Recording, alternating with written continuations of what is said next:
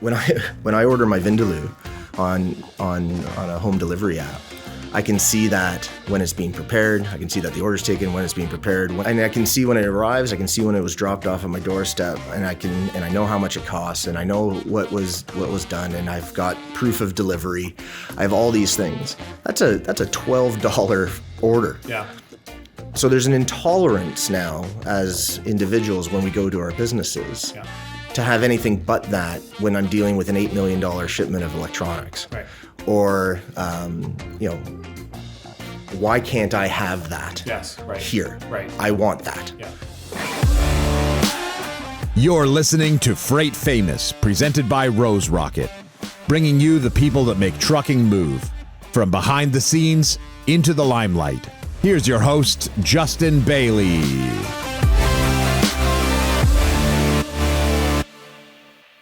Hello, everyone, and welcome to Freight Famous, a podcast produced by Rose Rocket. New episodes of Freight Famous will be released about twice a month. On this podcast, we talk with guests about how they build, scale, and automate their trucking businesses. I'm your host, Justin Bailie, co-founder at Rose Rocket. Today, I'm thrilled to welcome my guest, Ryan Ernst. Ryan is a Canadian partner and leader of Canada's planning and fulfillment practice. He's one of Deloitte's global transportation specialists and leads the goods movement transport sector in Canada. For 20 years, Ryan has advised his executive clients on digital supply chain network strategy, global product flow, logistics, and distribution and operations. His work increasingly focuses on combining leading supply chain execution, business processes with advanced technology as part of business modernization strategy and implementations. His industry focuses in transportation with deep expertise in the consumer products, retail, life sciences, and food and beverage sectors. Welcome, Ryan. Thanks, Justin. Good to be here. Yeah, man. It's nice to have, we were talking earlier when we started the show, we are here in person, and Freight Famous is going to attempt, and it sounds like successfully, to start having more guests live. I've been, I think, struggling through multiple years of Zoom fatigue, so thank you for joining me in real life. No, thanks for the opportunity to actually be in person and have a conversation rather than looking through a screen. Yeah, so it's great, it's man. fantastic. Cool. So just for listeners and myself even, and we actually chatted a bit this morning about this. I thought this was interesting. How did you get here? How did you end up, sitting across the table from me, and what brought you into transportation, and I guess consulting as an extent of that? Yeah, it was an interesting journey. So in high school, I started off as a cube clerk on a cross dock for a Canadian LTL company, and it was my after school, after practice job in the evenings for about a year. And so I didn't think much more when I went off to university and did different aspects. But when I came out of my undergrad, and started working with Coca-Cola. They actually in their cost accounting side of things. So I did a business degree with systems, information systems as a major. But they began looking at freight as a cost component, and yet none of those folks knew anything about freight in that group. And so I was like, well, I used to work for a freight company. Let me take a run at it. Measured boxes? I was a cube clerk on the dock and did a few other things and wound up working the dispatch desk at night and stuff like that, waiting for the airplanes to land. But that gave me an opportunity with them to essentially design out how to account for freight in terms of interfacility freight. That led to how do you budget for it, how do you plan for it, and ultimately a TMS implementation for them for North American distribution operations with Coca-Cola Enterprises. And so from there, I went back and started doing my MBA, and then was looking to do some other things, right? Different industries, different exposure. That's when Deloitte gave me a ping, and that was 18 years ago, and joined them, and I've been there ever since. So when I joined Deloitte, I went into the supply chain systems group, or as the supply chain and network operations team. And then from that, basically built out a strategy and advisory and implementation practice around transportation and logistics. I would imagine, and I guess you can give me some color here, but I have to imagine that supply chain department has pretty meaningfully changed from the time you started, almost 20 years ago. Yeah. It was probably you and a couple other folks, and that probably, I imagine, it's a much more bigger. It's not the redheaded stepchild of the organization, I would think, the way it once was. Yeah. Or is that unfair to say it was before even? No, I think from when I joined, I think in the Toronto office here. I was their 13th, right? And now we're a couple hundred people. And so it's grown a fair bit to be the largest supply chain consultancy in Canada when we take coast to coast and the different aspects we've done. I think that's also part of that growth is tied to the importance of supply chain within organizations and what people have put a renewed focus on it, particularly here over the last couple of years in terms of being right at the top of the executive agenda. So Deloitte being a big business, and if if you haven't heard of Deloitte before, you're probably not listening to this show or alive. So I think we can kind of all at least understand who Deloitte is and what they do in terms of their consulting. But I think it's important to call out that it's the big companies like working with big companies, and big organizations are inherently complex and can need specialized resources for a whole bunch of different reasons. And sort of as it pertains to your department, supply chain, I guess from a broad. And this isn't meant to be a broad question because we can take this in any direction, but what are you seeing in the supply chain today in terms of when companies are approaching you? What is it that is thematic that you maybe can point to from the engagements you've been having over the last, and I want to kind of like actually ask that question specifically from a time horizon, because I think there was, there's sort of the post-COVID boomerang effect of and then there's been almost feels like enough time passing where we learned some lessons from that, but we may not be overreacting to some of the things that occurred there in terms of this isn't the new normal. This was just a sort of a blip of time, and maybe we'll pull sort of 15% of the things we learned, during COVID versus it felt like when we first got back, people, we're never going back to offices again. We're, never always gonna be wearing masks or things like really easy ones to point to. And so I think that, we're kind of normalizing a little bit. So maybe in the kind of the post overreaction to COVID, what are some of the things that you're seeing sort of, consistently? Yeah. So I think when we talk about supply chain as a general topic, the pandemic accelerated a lot of things that were in already headwinds before we got there. But when we think about shifts that are occurring within the supply chain, I think the first one is digitization and digital supply networks. So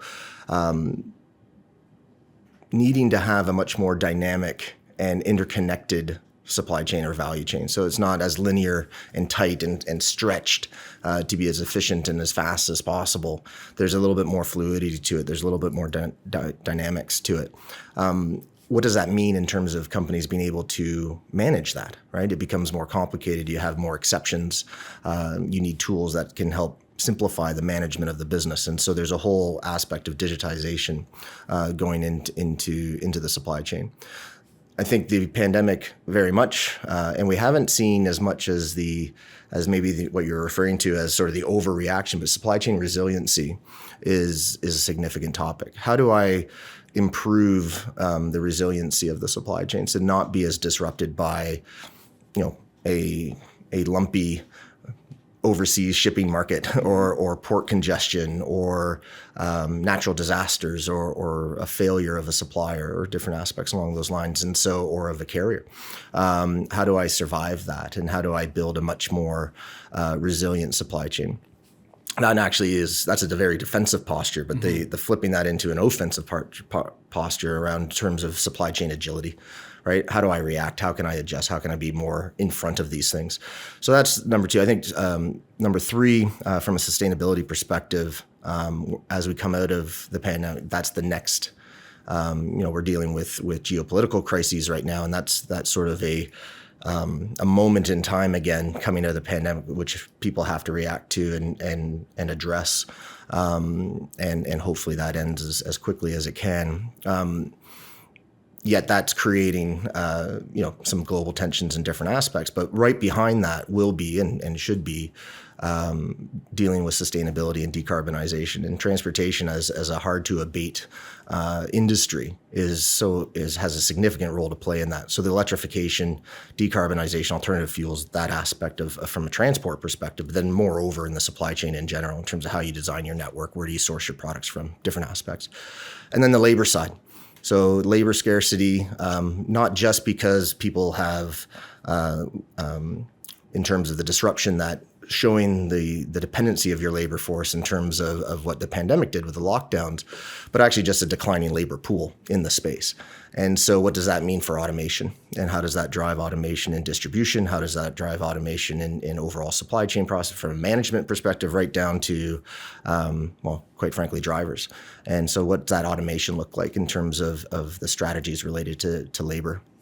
I want to come back to the decarbonization and electrification and generally sort of ESG topic as to maybe later in the show, because I've got some questions I want to drill down on. But I guess the thing that was occurring to me in the dialogue is that, I heard a lot of how do we deal with New World Order in terms of the labor shortage really jumps out to me as a thing that is just, it's quasi mystifying to a degree of how it just sort of occurred. And the great question is where did everybody go? I haven't really heard a very good answer to that. Do you have a good answer to that question? So from our economist's perspective, because labor market's tight, right? Yeah. And so we asked this question too, which is where did everybody go? If labor market's tight, what happened? But there is a decrease in the overall amount of people who are in the labor market, and some of this is demographics catching up. Some of this is people exiting the workforce, simplifying their lives, doing different things. And so there's a combination thereof, but the aging out and population demographics is a big part of that. The second piece is there's a smaller piece about people leaving, different roles, different industries, but it was more of a carousel. It was more of sort of a rotation around. So that's when we look at scarcity, it's those two things. It's people exiting either because they're retiring and I'm out, or they're choosing to simplify. Yeah, and it's interesting though, because it just hit. So the pandemic shuts everything down, and then again, maybe this labor shortage was persistent pre-pandemic, and we just weren't noticing it for. I don't know how we wouldn't have, but maybe we didn't, because it seems strange to me that the pandemic shuts down, you can't go to work. We're open, and nobody comes back to work, and so it's like.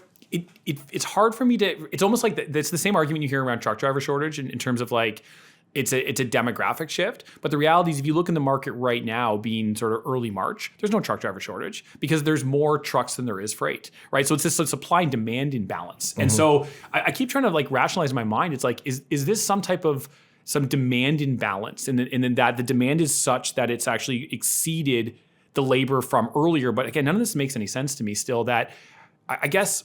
How are people surviving? Because when you look at a lot of the jobs, and we don't have to go into this, and I know this isn't labor expert conversation. This is more just me trying to figure the hell out what's going on. It's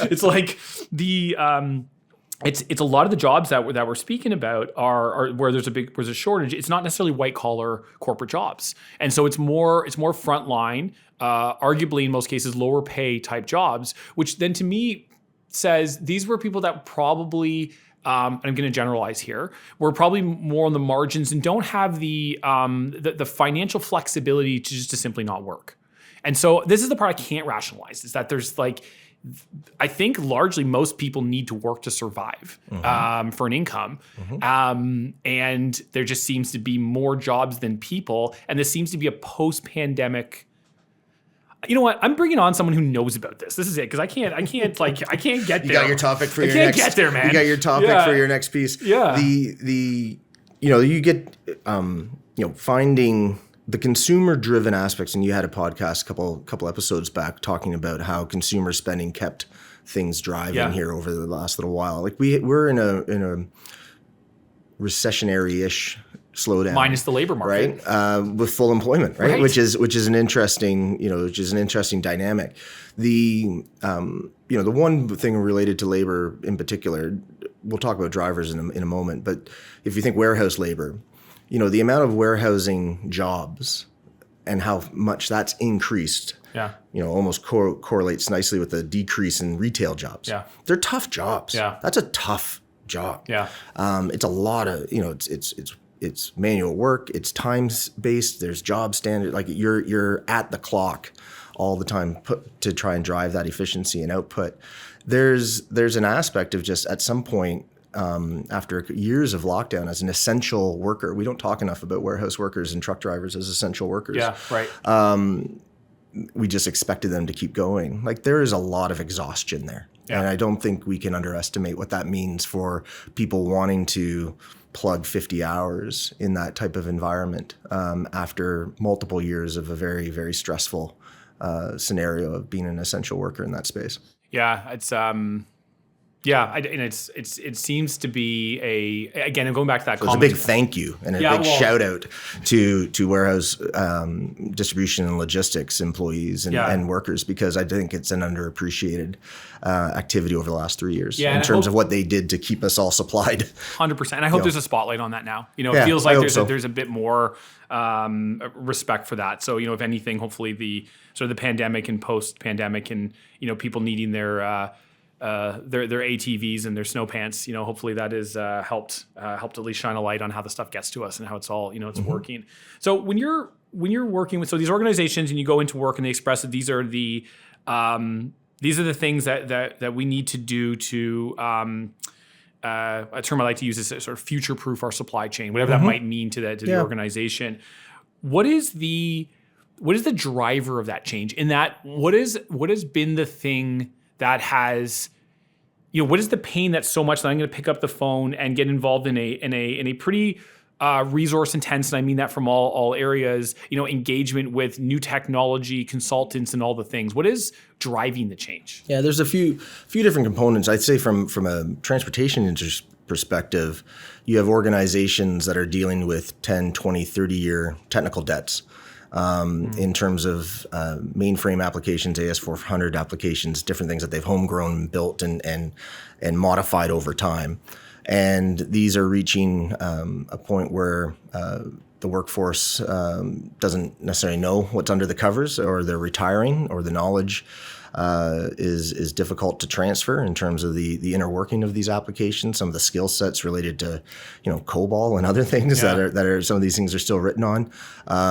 That's dissipating. So there is a technical debt component and an opportunity to modernize. So that's one, but that's just a sort of an IT burning platform type analogy. Yeah, and I guess just can I ask? Just click on that for a quick sec. Mm-hmm. So how does that? And you kind of nailed it. It's IT can start raising the flag and saying this is going to be a problem. Scalability is going to be a problem. But how does that manifest to the exec suite where they start? Yeah. Quite frankly, listening to the CIO and saying that, okay, fine, we're going to spend the money there, not just go away and keep coding and leave me alone. Yeah, I think when it starts to affect core operations in terms of how I execute my day-to-day activities and the actual movement of the freight versus shared services or finance and or the sales teams or different things. Those are all critical and important, but you can pick away at those at the edges. When you start talking about the day-to-day core of what it is that you do, whether it's a terminal, whether it's a freight operator, whether it's a railroad, now you've got people's attention, because if you mess that up, you've stopped the movement of freight, which is your business. Right.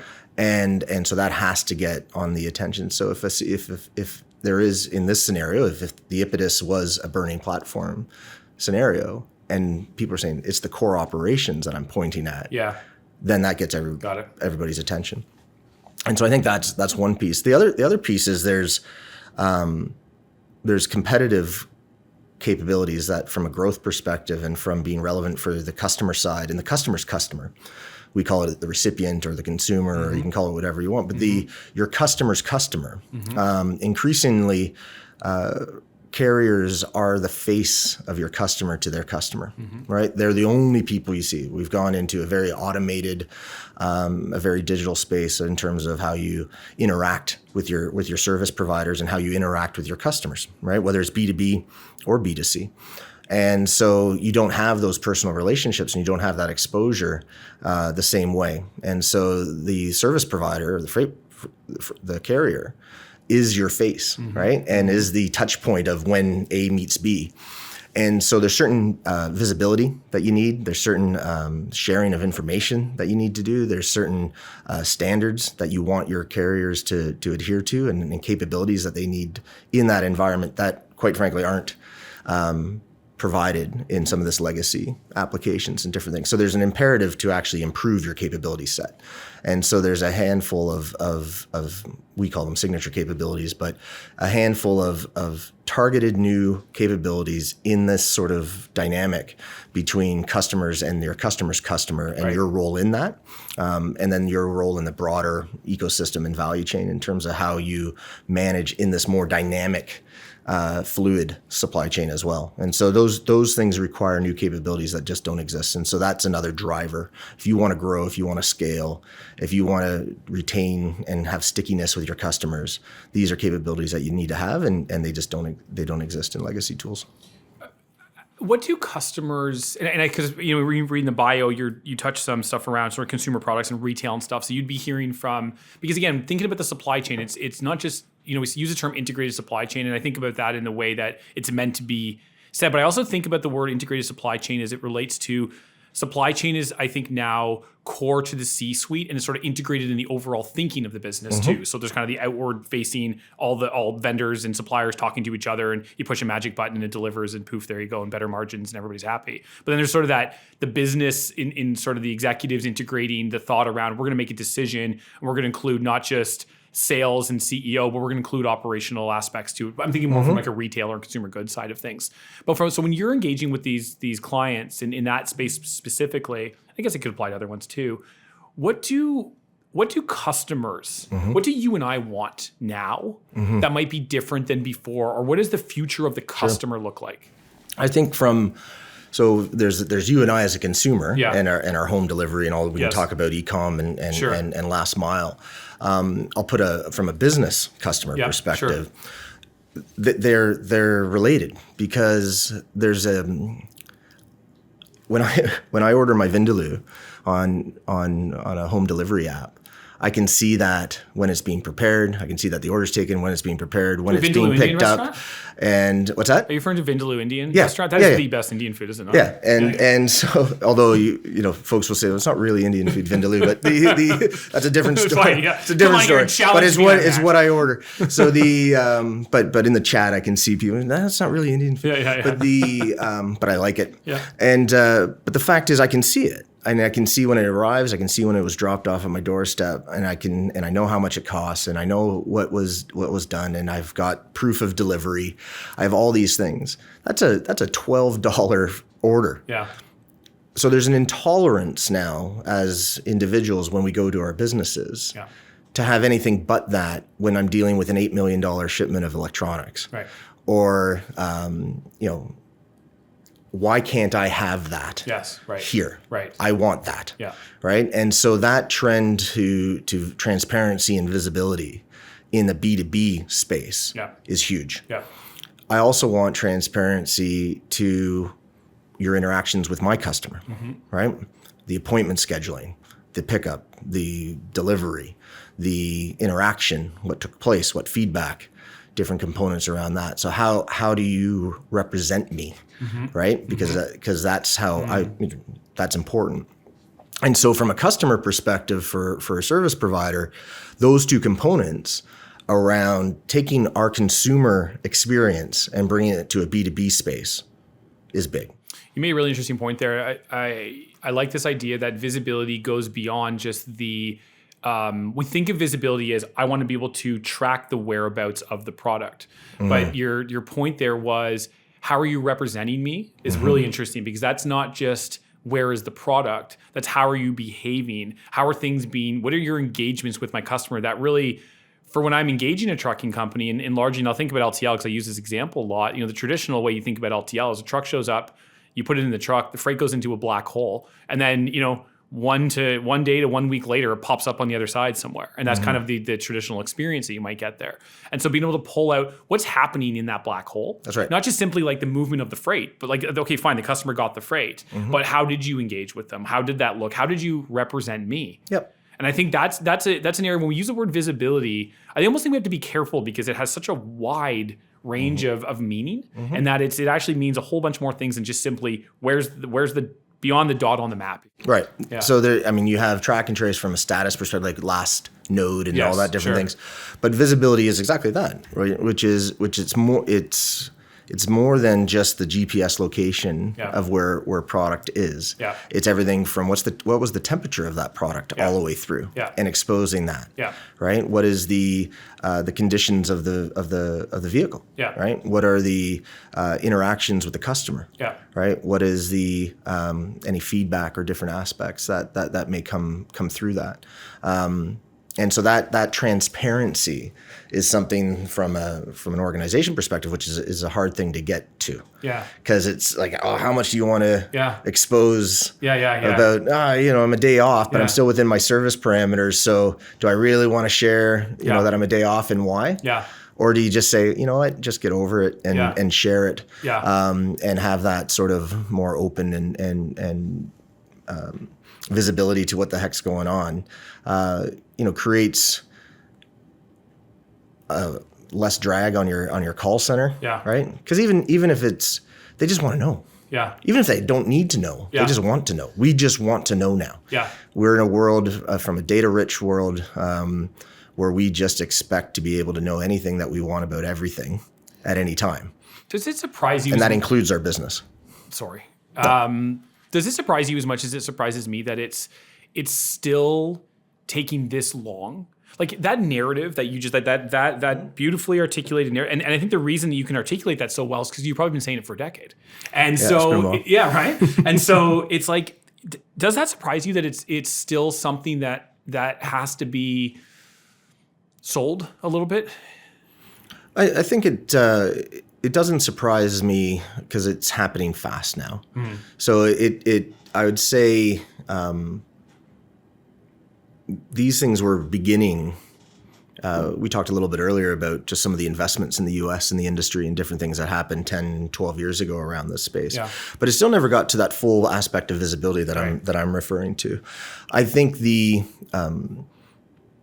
way we look at our businesses and the way that we look at our supply chains has increased. There's a renewed focus there, and people don't like what they're seeing, right? And so that's triggering thought process about what could look different, right? And part of what could look different, if I'm a shipper, is my visibility to where my product is, where my supplies are, where my raw materials are, at any given point in time. And I don't really need excuses of why you can't do it anymore. Right. Because I know it can be done. Right. So if somebody's going to work with, and this questions are written down, but I'm actually interested in the answer because if I don't know this, then maybe a lot of people don't either. What is the right time to think about working with a consultant versus doing it yourself? Like how do you guys think about that? And how when somebody calls you up and says, I think I want to engage you, how do you validate whether that's the right time to engage? Yeah. It's so very simply put, I know how to drive a car. Yeah. I'm not a mechanic. Right. So there's that simplicity of it, right? My organization is not built to do this type of work. So there's that. Right. This is not you. This is what the customer would correct. say. Right. Correct. So it's a different set of skills, a different set of muscles to go through this type of journey than an organization's built for. An organization's built to execute the business of their business, right? Not necessarily go through a transformational change. Right. And so that requires support. Yeah. Right. So there's that. I would say early on, you get a lot of different perspectives and voices from people, from an executive table and a leadership table perspective. You want input, right? You're making a big decision that, quite frankly, in the margins that exist in this industry is a lot, right? You have to move a lot of pieces of freight to pay for these projects, relative to your size. Sure. Whether it's a $500,000 to $50 million, whatever the size of that project is relative to your size, it's a lot. Yeah. It's a lot to from a margin perspective and to have that capital. So you want to get perspective. You want to listen to different voices, and see what resonates. And so there's that component from an advisory perspective of just sharing opinions, right? And having an opinion, having a point of view. And if people like it, then they're like, yeah, okay, let's talk more about this. And one of the key things is, what is the outcome that you're actually trying to achieve? At the end of the day, what is it that you want, right? It's not just modernization, or it's not just new capabilities in and of itself. What is the actual outcome, right? Is it growth? Is it cost containment? Are you setting positioning for sale? Are you getting ready to acquire, right? These are all big decisions at the C-suite and the board level and at the ownership team levels where, what is that I'm trying to achieve here? What's the horizon? And is it the right pick? Now I can decide, once I have the outcome, now I can decide how do I get there on the journey and getting opinions and input around that. And then once you've made the decision, that's when sort of the right skill set for the job and different components comes in. But it's getting to that choice at the front that's critical. What are the big mistakes that you see, or what's the when people decide to try to do this on their own? What are the gotchas that are there typically that you see? So change management, which is a term we use a lot in the industry, but highly underestimated. But it's not just about training people. Right. It's fundamental shifts in thinking. So, for example, the movement from a lot of these systems are set up today. A lot of the technology that exists today, it's they're forgiving in that you need to move your freight, you need to move your vehicles, you need to make sure you invoice the customer correctly, you need to make sure that you pay your drivers or your brokers or owner operators correctly. And so as long as I can do that, then I'm fine, which means as long as I know what I did and I can go in there and tidy it up, then and those things now are true. That's how these are built. And so from a mindset perspective as an organization, I just need to move my freight. As long as I know what it is, I can go in and the systems will true that up because that's their purpose. These modernizations are actually, you're not telling the systems what you did, the system's telling you what to do. And that's a very different shift in thinking and how to operate from an operations perspective. I mean, it's not as rigid as that, but it's a big shift to say, I execute and I tell the system what I did, to the system informs me of my work and then I execute that work. And that's a big mind shift from an operations perspective in the warehouse, on the dock, with the driver, et cetera. And so that's a big shift, but it also is on the back office side too. So the change from a sales perspective, so customer self-service. So if you're an enterprise that my personal connection with my customer is critical, then when you move to a self-service capability, you no longer converse with your customer the same way, right? There's a whole interaction is changed. The whole dynamic of the relationship has changed. So how do I work in my sales environment now around that? Personal connections still matter, 100%. Yeah. But they're more they're elevated to a different type of discussion around service provider and customer and different aspects versus transactional on the sale. Yeah. So it's different people in the organization chatting. And so what does that look like? And then your whole back office and shared service around just a lot of manual processes that existed, or a lot of time-consuming efforts in finance or time-consuming efforts in payroll in different areas of the organization that just, quite frankly, don't scale, right? You have to add people to do all these things. Well, when you automate some of those things or you modernize some of those things, what do people do? They have to think differently, right? They have to be more analytical. They have to use tools. From an employee self-service perspective, it's not just following this workflow 4 or 5 days a month, every month at month-end close, right? It's a whole different process. Yeah. So those types of aspects of change management are hard. Yeah. And then the other component that where when people go about, and people can go out on themselves and be successful. There are stories, but there's a lot of horror stories where they're not. Yeah, those are what I'm interested in. They make for better press.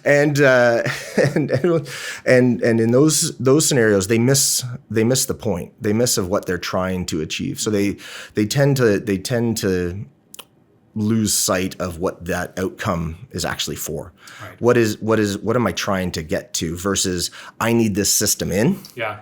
And then that becomes an objective in and of itself. Yeah, it's a feature game, really, versus a benefit. Which is now lost on what it was that this whole program was actually going to achieve in the first place. Right. If the objective of the project is to get the project done, well, then what does that mean, right? Like, and so you'll drive decision making in that project a lot, or that program a lot differently, than if you're constantly, fixated on the outcome. Yeah. I think with like lacking a North Star or a business objective around that, it just becomes again it's the work for the sake of work, and we just have to get live. But to what end? Why make the change at all? Right? Why even go through the pain of doing that? I think it's we even see it as as we are bringing on larger customers and going through the exercise of helping our customers go through change management. It is a dealing with human beings is very, very difficult, and I think so. To kind of support your initiative and your business, I say we see a tremendous amount of value in folks like yourself, kind of helping even organizations like us, not necessarily Rose Rocket as a consumer, but Rose Rocket as a partner, to be able to move through change management like that, because I think having a well-built muscle around what that looks like, how to do that, keeping people accountable, keeping people on track, knowing what is important and what isn't, and reminding people of that, and kind of just keeping the mission at the forefront. It has, when I say it out loud, and if you're sort of listening to this and you're taking notes and saying, okay, now I can do this, it is just so easy for that to slip and that to get caught. So I see tremendous amount of value in that. And again, we can sort of from a firsthand perspective see how difficult it can be to get people to make changes for reasons that are so variable. I don't think we've even seen them all. There's always a new reason why it can't happen, or why different people some are enthusiastic, some are very conservative, some are and some systems are more complex, and some people believe that if this system doesn't allow me to change that button to blue, I don't think I can change, right? Like, and sort of working through you got to be a psychologist almost in some of this, right? There's a lot of that, and and that's not unique to this industry. Of course. You take healthcare. A physician made like yellow sutures versus blue sutures. So I'm not going to be able to get that physician to use blue sutures, right? They're going to have to use yellow because that's the only thing they're going to do, right? And so you get that sort of people dynamic in any aspect. I'd say the piece that's so critical, and the clients that I've worked with that have had the most success in these journeys, it's the executive and the senior leadership team commitment. And we talk about executive alignment and buy-in and all these things, but it's more than that. It's the support and the unwavering support and belief in the objective, right? That has to stay calm. But how do you steady, even when the waters are super turbulent and there's craziness going on and delays or issues or errors, but having that calm and aligned and supportive executive leadership team at the top just kind of steadies everybody. Like, remember why we're doing this, people. Remember why we're doing this, and it's going to hurt a little bit, but we'll get there. Sorry, I keep trying to interrupt because I keep having this thought that I don't want to lose. It's the one thing, and maybe this is actually really largely what you guys do in terms of value add, is kind of channel that voice of the executive, because what we'll often see, and again, I'm talking about maybe a bit of a smaller business than you would traditionally be engaging with, but a large business from just a statistical relevance in the world. You get sort of an executive owner perhaps or CEO who says, this is what we're going to do. We need to do this for all the reasons that are good and true.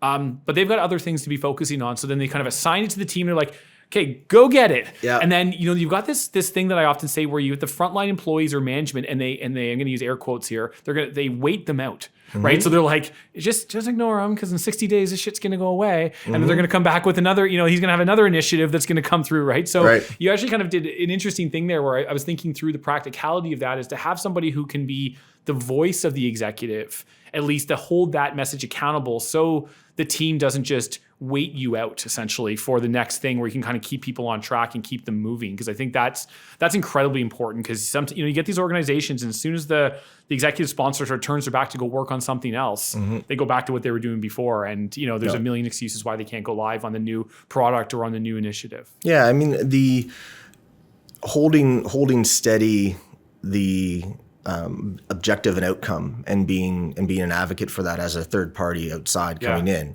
is an important, remember why we're here, people, right? Remember why we're here. Because the life of a CEO or life of an executive or an owner or an operator, it's hard. Everything's you, right? So this is maybe the biggest project we got going on, but somebody had an accident or I'm getting sued or there's a liability claim over here or, oh my goodness, like, I had a natural disaster and a wall of my facility fell down, which, happened out east last summer to one of my clients. And, it's, you're dealing with all of that, right? And not just this. Yeah. So while inside the bubble of a program, everything's the most important thing at any point in time. But in the concept of the entire enterprise, it's maybe the most important initiative, but I still have a business to operate. That's right. Right? I'm still in business, right? Life hasn't stopped because of this. Yeah. So it's balancing that out, right? And it's balancing that out and having the capacity to take on that type of change and effort while running a successful business. Yeah. Right? And nothing to it. No, it's easy. This is why everybody does it all the time, right? So I want to come back to the decarbonization and electrification and these things. So tell me about that. Tell me what you're seeing. Tell me what you guys are thinking about. I know there was a paper from one of your team members recently. I haven't had a chance to read it because you only mentioned it to me an hour and a half ago. But I'm curious where you guys are at with this, what you're seeing and what you're thinking about. Yeah, no, just released.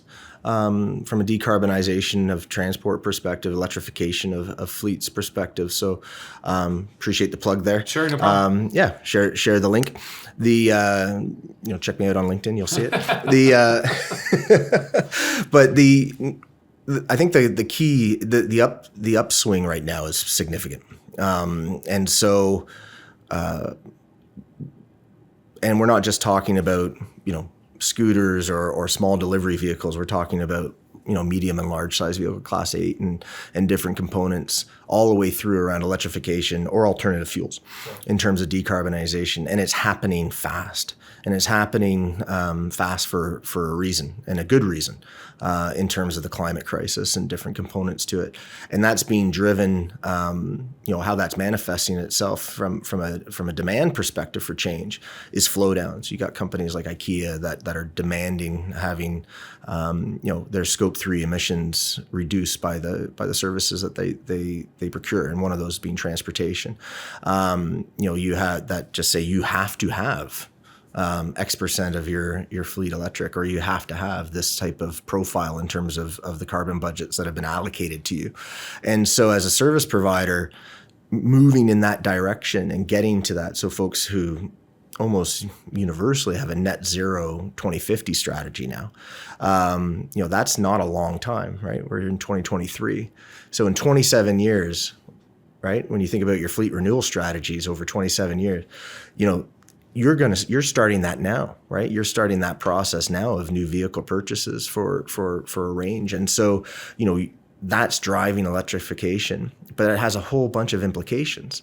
There's implications around your charging infrastructure. Mm-hmm. What does that look like? How do you manage? How do you actually operationally, and this is an interesting thing from a software perspective, because operationally you deal with electric vehicles potentially a little bit different than you do with a traditional ICE internal combustion engine vehicle. And in that there is, charging time, there's charging infrastructure, there's maybe range limitations for now, right? The technology is getting better every day. But there's different conditions and different aspects depending on the weather, right? In terms of temperature and cold and different components around that. So how do you actually integrate that into your equipment management, and how do you integrate that into your planning in terms of what a route can and can't be? Where to assign in a mixed hybrid fleet where you have EVs, hybrid alternative fuel vehicles, and traditional ICE vehicles? How do you manage which one uses on which lane, mm-hmm. or which route?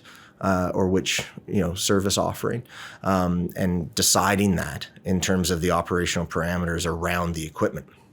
And so that's a change as well, right? So how do you incorporate that into software, for example, so that's decided. So there's a whole bunch of implications beyond just the vehicle about how do you operate an electric fleet. So that's probably one of the big pieces right now: charging infrastructure, the fleet itself in terms of the equipment. And then the operational impacts in behind that, right? Yeah, and I think and grid infrastructure, because if you put all, from what I understand, if you were to electrify all Class 8 trucks in California today, you would take down the grid. And so you don't have a grid infrastructure that can even support it. And this is where I guess I'm incredibly positive about this change. I'm struggling with how one plans for that when the trucks don't really exist yet. You know, the technology is getting better, but at scale you can't buy a full fleet of electric trucks that can do what you need to do today for them. The grid, I'm going to pick on California only because I think it's got probably one of the more like aggressive mandates around electrification. Mm-hmm. So it's you know, I heard this really interesting and a tough grid. And combined with a tough grid and grid management. A grid that's basically what I understand is around kind of running at a break even right now. And so I was at a conference about a month ago, and I can't believe I should remember his name because I used to work for YRC. But the CEO of YRC. So they have a terminal in the sort of Port of Long Beach sort of area. Mm-hmm. They've fully converted the entire, they've got 300 doors there. Everything is set to be electric in terms of the forklifts are all electric, the charging station's ready to go. And so whoever would kind of, mandate, again, not being in the United States, not fully knowing how these things work, but sort of the energy body down there, if you will, they're like, we're ready to go. They're like, don't plug this in. Because we don't have the grid infrastructure to support you putting even just the forklifts, even all online. So there's a really interesting. So it leads me to say, okay, cool. Like as you mentioned, alternative things like hydrogen and stuff like that. But those are a little bit. I don't know how far close those are. I don't follow this closely enough. But there feels like this. It almost feels a little bit like autonomous in a sense of like this is coming. I made the comment this morning where it's like it's 6 months away from being 6 months away. Where it's like it gets closer and closer, and probably one day it'll make a large like step change. I guess I have some concern around just the underpinning infrastructure supporting it, and then where will that energy come from? Yeah. So it's like, okay, we don't have enough electric coming from hydro today, so then we burn coal to get it. You know what I mean? Like there's like this. There's a weird. These are obviously adjacent. Issues related to where do we get our power from, where do we, and the infrastructure related to the grid. Whether it's here we're sitting in Toronto today. I mean the city of Toronto is putting together its charging infrastructure strategy, right? And working with Toronto Hydro and others, and how does that actually work, and what will work and not work? Yeah. Where do we put these things? And that's for the personal car side. In terms of a personal vehicle. But that's the work now, in that this isn't a 6 months from 6 months away. This is the order book is going up on EVs. Yeah. The decisions that you're making now about charging infrastructure and determining, many carriers in Canada and the US are running some form of pilot around EVs. They have EVs in their fleet. They're testing them. They're seeing what works, what doesn't work, and they're beginning to develop out their fleet renewal strategies related with EV as part of it. Yeah. And so as those strategies begin to play out from an implementation, and the order books are there, like that's happening now. Right. So there's not a I wonder if type thing. It's the momentum in the market is already there in terms of fleet renewal strategy around EVs. Yeah. It will continue to accelerate, which I think is the other point spot on. Yeah. And then that means, what do governments do? What do our private utility operators do, and different things around that in terms of supply? And you're, in other parts of of North America where you don't have grids that are integrated, right? You have pockets. What's Texas going to do, right? Yeah. So there is discussion. Are they ever going to hook into the rest of the country and all that other things from a utility perspective, right? Do they even want to go electric? I mean, that's there would be pretty. You can see why they might push back against that. Yeah, I mean I'm glad we use terms like EV and ICE now versus electric and diesel, or conventional or whatever, because it makes it sound, if we drove the vehicles that we drove 30 years ago. Yeah. We'd be spending $1 billion on fuel. Yeah, that's right. I mean, the fuel efficiency gains. this is not new. This is a new technology. Yeah. But we've put technology into our vehicles for a century, right? And so embracing that change shouldn't be surprising. Right. Like it's just a better vehicle, Yeah, right? yeah, So right. it's not something where people can talk about haulage and tonnage and range and the long haul side of it is developing, but that's where it's going. So figuring that out and getting that sorted now and beginning the process. We have multiple clients where we're beginning the process of actually converting their fleets now. Right. Wow. Because it's being driven by government change. Yeah. You have ownership groups that just want to be sustainable and want to be a first mover in that. They want to contribute to the solution. Right, they don't want to continue to be a laggard, and they're willing to do that, and willing to invest in that position, which is really important.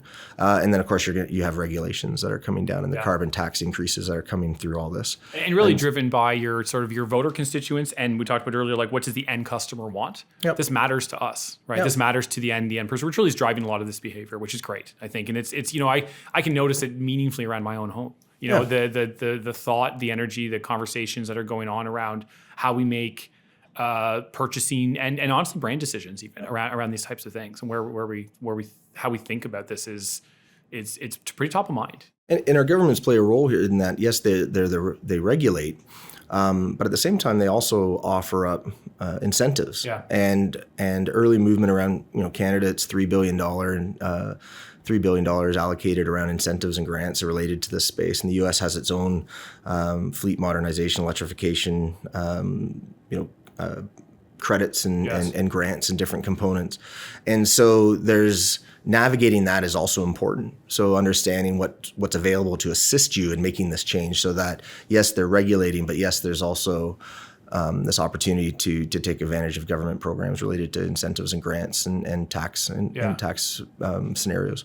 I'm very hopeful that we can not just as a sort of a transportation entity, but as a world and a society start moving meaningfully towards this direction. And I think it's I love that you guys are thinking about this, helping people moving towards this, because you're I think it's an important component of taking large enterprises. I mean, they really are sort of the leaders in these spaces. And so for you guys enabling that, investing in the knowledge that you can be, accretive to these companies to move in that direction, I think is, it's an incredible service to the organizations, thinking about the future of your business, but it's also, helpful back to the planet and the people. So, appreciate you guys, taking the time to think this through and be strategic about this. So, thanks for doing that. No, it's what the world needs, right? So my favorite part of doing anything is, okay, well, what can I do?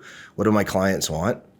What I am a business, so what can make some money? Yeah. And what does the world need, right? And in the intersection of those things coming together, that's a fantastic place to play. And sustainability and climate change is one of those places. And so it's nice to have that purpose, right? In that part of the work that we're doing. Yeah, I think I think what you said there, I'm going to put it in my own words, but I think about it and how we've thought about it as a business too, is really making the environment a key stakeholder in the organization. And so, with that, I think we're gonna wrap it on that. That's a happy note. So I encourage all of you to, think about the environment as it pertains to your organization, and thinking about it as a stakeholder in your organization. So those are my words of wisdom for the day. Most of the words of wisdom came from our friend Ryan. And Ryan, where can people meet you, hear about you, or connect with you? Yeah, you can connect with LinkedIn in terms of just Ryan Ernst. You'll see me there. Just Ryan Ernst, Deloitte. You can also find me at Deloitte.com. You can find some of the articles that we talked about today there as well, on either LinkedIn or on the Deloitte landing page. Okay, my man. Thank you. It's great seeing you again. Thank you. Look at this. Yeah, cool. yeah. Look, we can actually. Get that on film. Look at that. Fantastic. Hold on. You can hear the watch shaking. Ready? There we go. Okay. Thank you. Real. Thanks, everyone. Cheers. Bye.